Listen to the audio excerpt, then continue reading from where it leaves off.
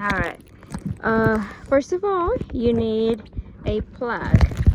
This plug signifies that somebody on the boat is scalloping. So you put it on the top of the top of the boat, so the government can see that you are legally scalloping. And of course, you need a net.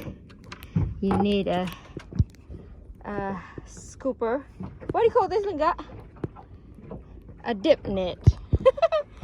You need a dip net. Of course, I got a long hair, so I need a hair cap.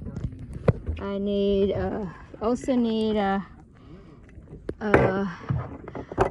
snorkel. This one is full face, so yeah, that's a full face snorkel. And then of course you need a vest. I always wear vest because I'm not a good swimmer. There you go.